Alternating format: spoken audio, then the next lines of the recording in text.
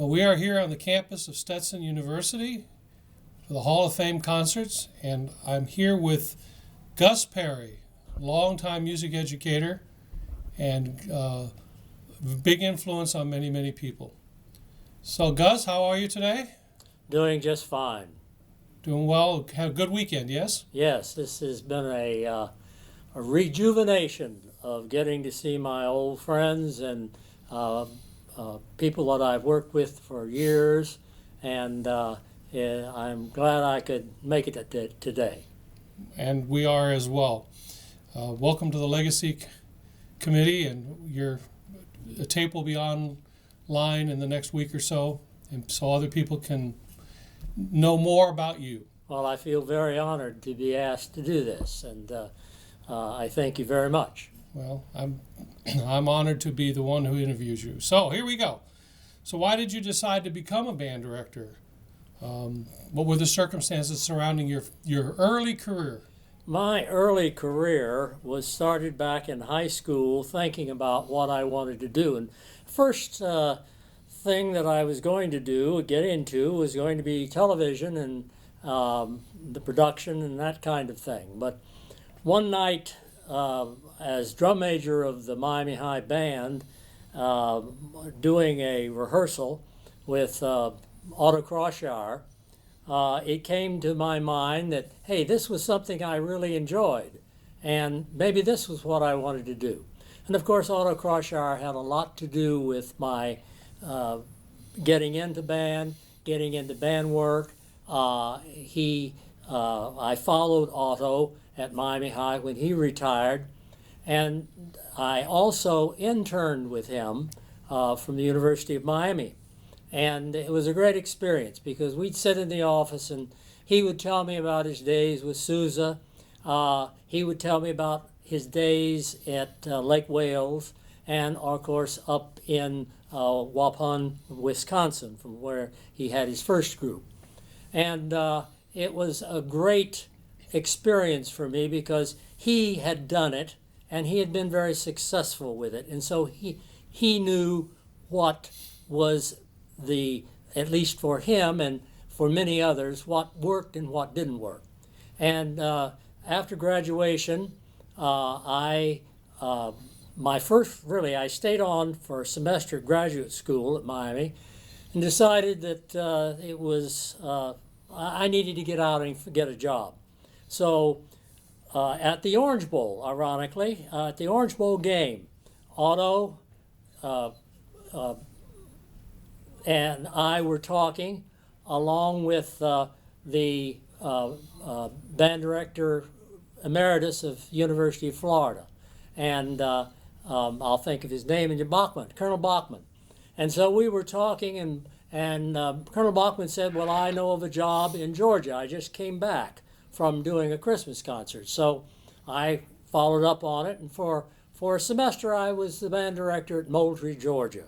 Had a great experience there. And then Otto retired, and principal called me, and of course I took the job. And first years always at any school is a rough situation for any band director. You kind of have to go along with the crowd and keep the water smooth, and that's what I tried to do. But we were building and adding students to the program. One of the great things I had was a mentor. And who would that be? That was Bill Miller, and I'm sure that all of us know who Bill Miller was. And Bill and I got to know each other when I was a band student at summer camp at the University of Miami, where he worked. And we were friends from then on. And so he guided me. I would ask him what he thought. He would, of course, tell you, and bluntly. But we were very close friends from then on. And I encourage any new band director to find somebody that will talk to them and make analysis of what they're doing and help them and talk about it. And it was a great it was a great aid for me. Did in your conversations with Otto Kroschauer, who I knew as well, did you discuss Henry Fillmore? Oh, yes. Well, Otto and Fern lived for the first 2 years with Henry Fillmore because Henry had lost his wife. And they came down. When they came down, it just happened to work out that way. And so he and Fern lived there. And I took Otto from band drill, which we got through at 6 or 7 o'clock at night, back home because we only lived about a mile from where Henry lived. And he would tell me some of the goings on with what Fillmore was doing and all of the business and how his health was. And so it was a very interesting time. And I tried to absorb and remember all of it because I had been with Fillmore at Miami High as he would bring scores over for us to read, and also at the university on tour and that kind of thing. So Fillmore was a very important person in my life. I understand, totally. So you've discussed where you began your career. When did you first fall in love with music in general? And what instrument is your instrument of choice? I fell in love with music, I guess, because my mother was a piano teacher. She used to play the piano for William Jennings Bryan in a pickup truck down at the Bayfront Auditorium when he would give his oratorios. And of course, I wasn't born then, but but she taught piano lessons, and I guess I got whatever talent I got from her. My father had played saxophone in high school, and so I guess that's why I played saxophone in junior high with Stan Biedron at Shenandoah and with Al Wright at Miami Senior High, and took from Bill Motley and then Dr. Tom Collins at the University of Miami.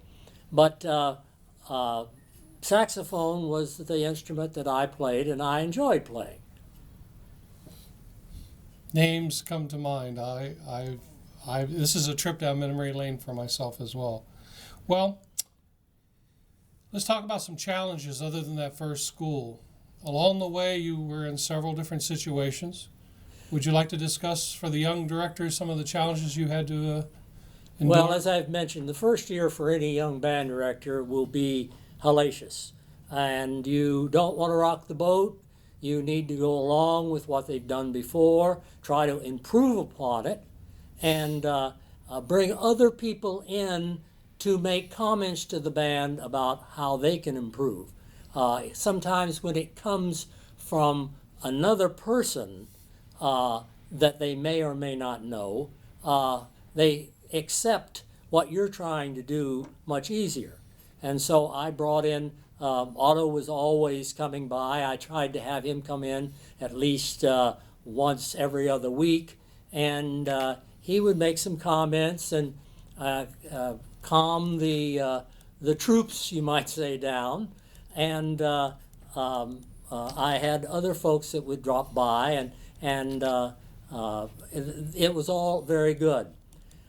Frustrations, of course, during that first year were great. But it ironed itself out, and we had some wonderful students. And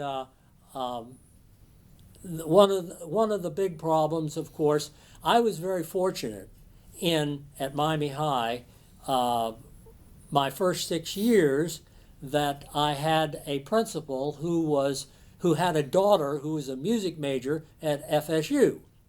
And I could go in and talk about oboe reeds or talk about how to line off the field or anything. And he understood, and he would give me his thoughts, and we would talk about it and come to a mutual agreement. And so that was a great help. Later on, I got a principal who didn't know anything about music, and so it was a re-education. One of the frustrations I think band directors have is that good principals don't last long in schools, and once you've broken them in, to what the band or orchestra or chorus program has to be, they usually move them. And so now you've got to start all over again. And so this is a constant rejuvenation of and repeating of what you've spent a lot of time doing. And these kind of things take a lot of time and a very careful choosing of the right words to make things go together. A lot of energy. Yes. On your part. Well, why do you think young band directors are somewhat reluctant to bring in experts and people that are acknowledged professionals and experts in the band field? Well, I'm not sure.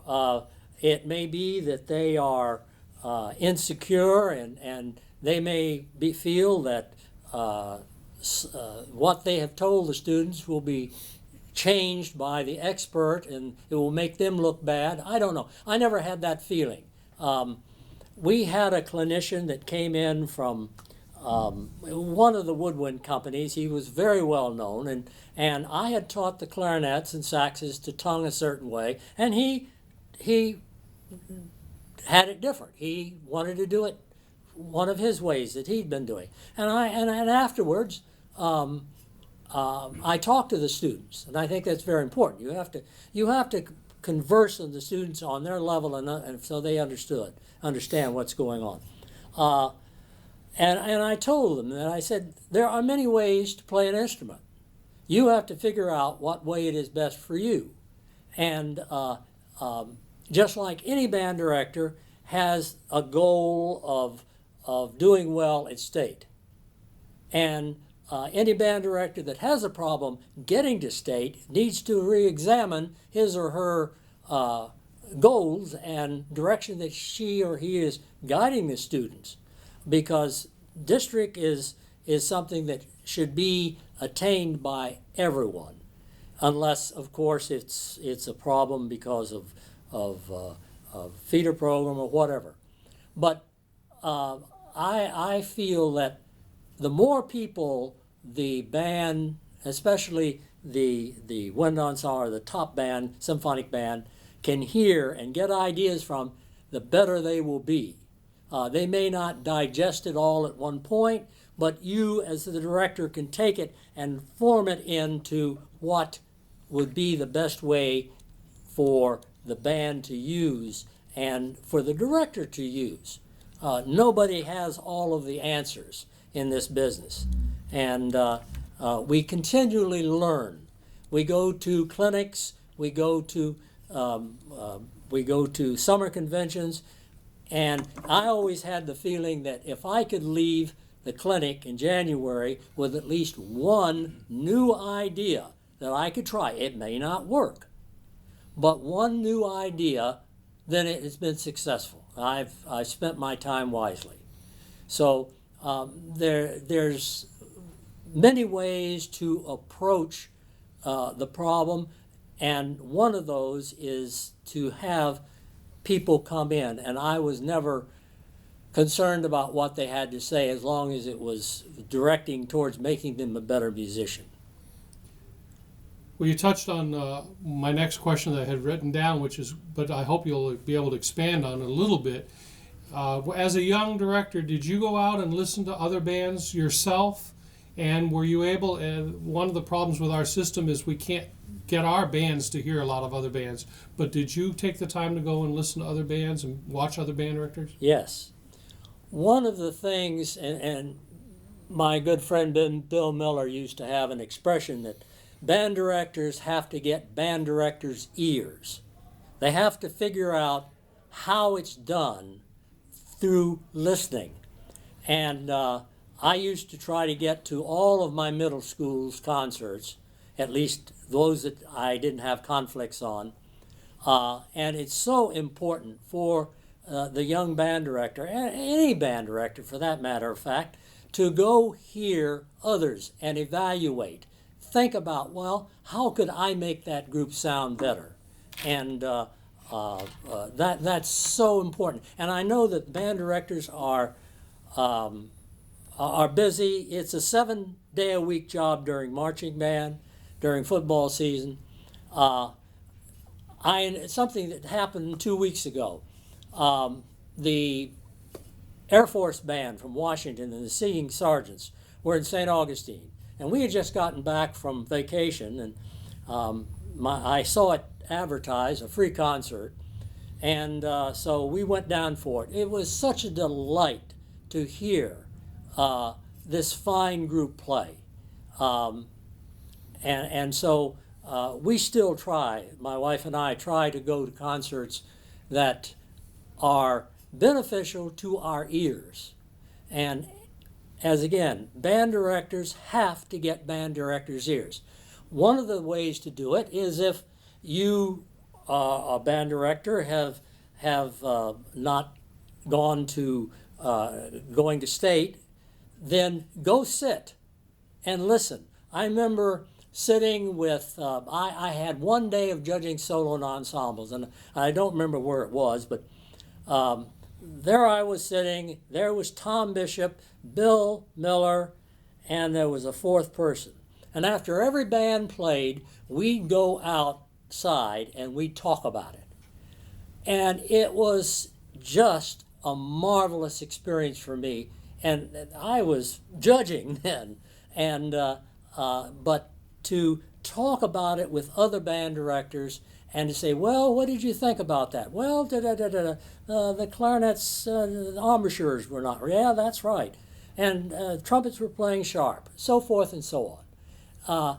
This is where you start to pick up more information that makes you acutely aware of hearing in your band room. You know, so many times I go to a rehearsal with they invite me over and they're wrong notes. And in fact, one year I was doing sight reading, and a good friend of mine, one of my former students, invited me to come to this warm-up and hear what, because I wouldn't be judging them on their concert tunes. I would be doing sight reading. And he played through one number, one of his overtures, and I said, and I had the score, and I said, back at number something, there's some wrong notes. Well, he turned white. Here he is warming up for state band contest. And so he had them play the brass. I said, it's a low brass. And he heard it. And of course, the baritone players had been playing this so many times wrong that he had gotten used to the wrong notes. And I think we as band directors, this is a common thing. So we need to have other band directors come in and listen to our group, because we can hear it fresh. Fresh ears. Fresh ears, right. And we develop band directors' ears. That's what you have to have. Absolutely. Well, in your career, did you have some interns? Have you had many interns? I had about 3 interns at Miami High. Some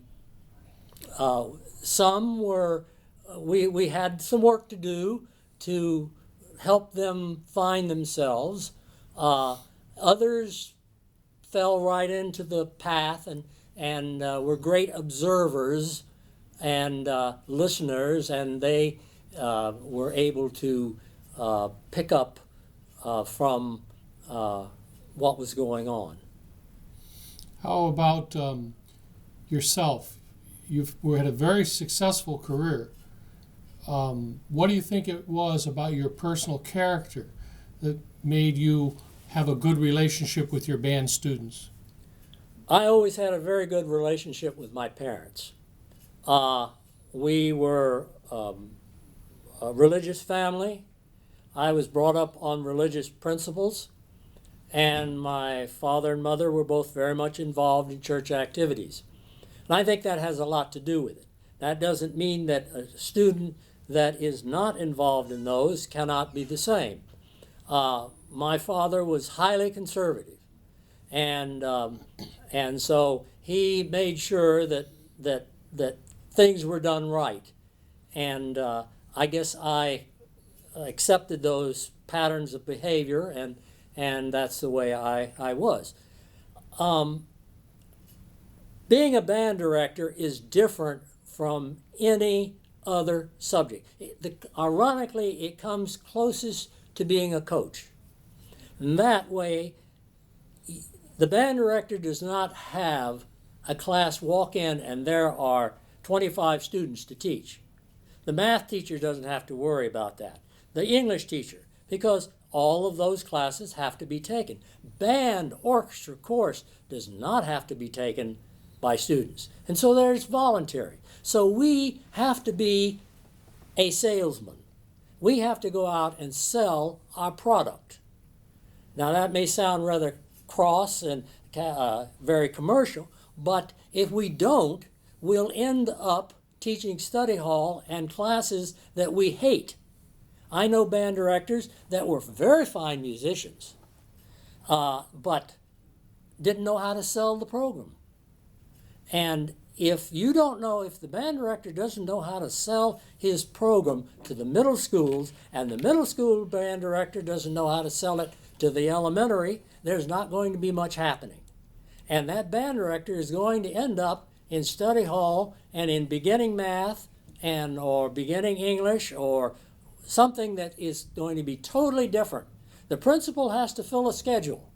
And so you don't want to leave it open that you don't have enough students, and therefore he's got to give you a schedule so you make a salary, because he's beholden to the board of trustees or the school board, and he's got to do his job too, or her job.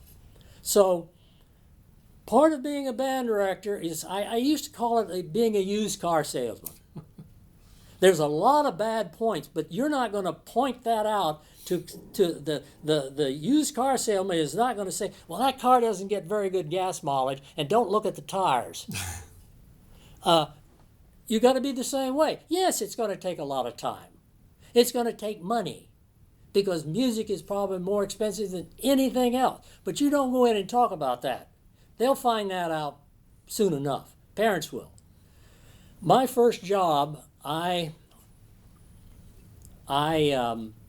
had about 45 students in the concert band, and I had about 16 or 18 in the middle school, junior high. It was junior high back then, which is showing my age.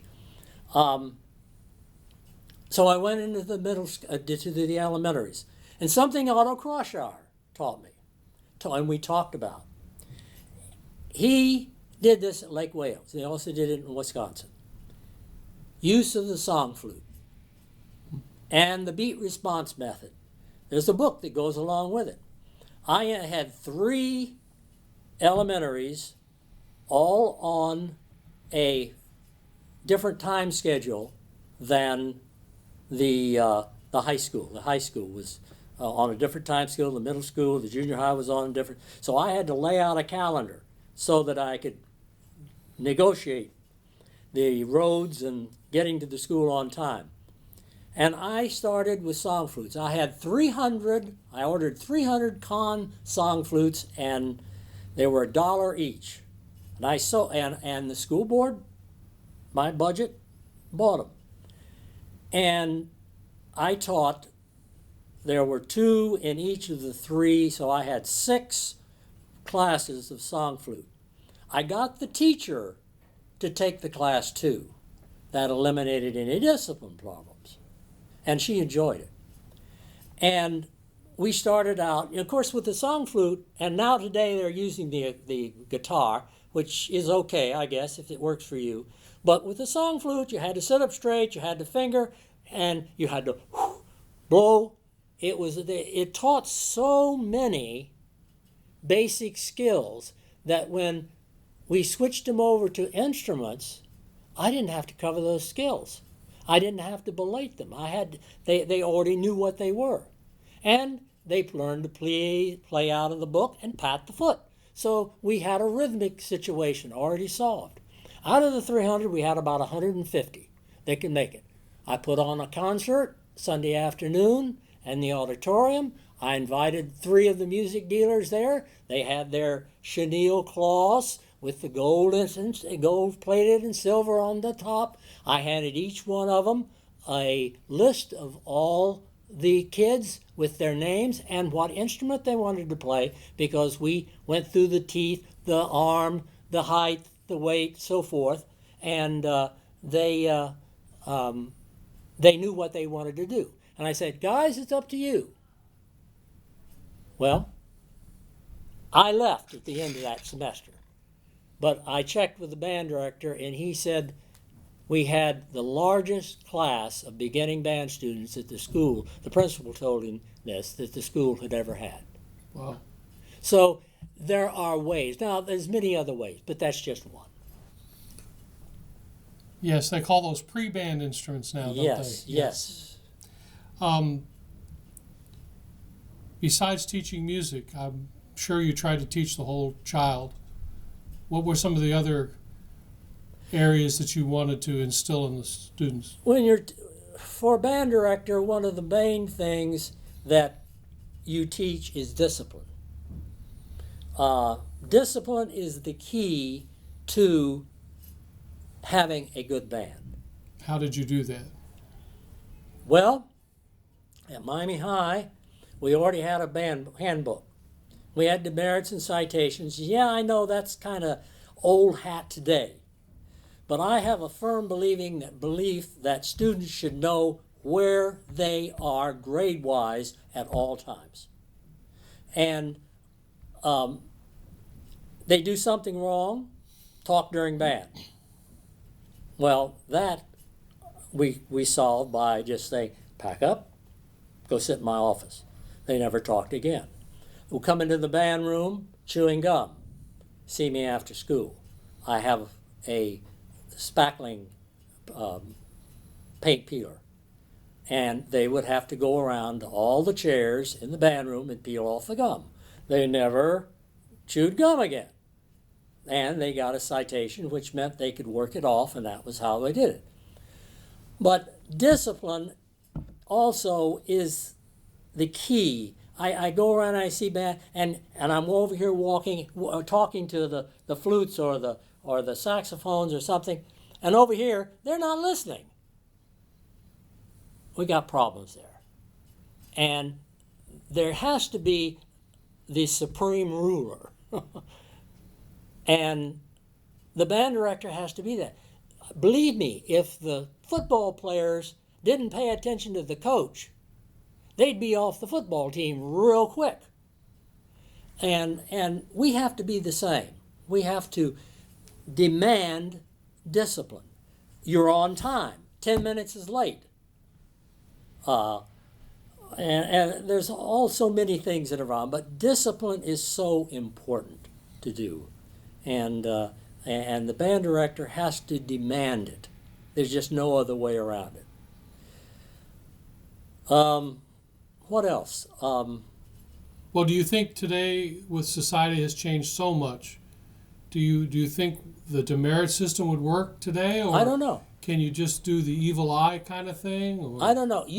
The band director, has to figure out his personality and relationship to the band. And that takes time. The beginning band director these are things that have to be considered. And when he goes to, he or she goes to hear a band perform, which we were talking about before, watch how you can get real.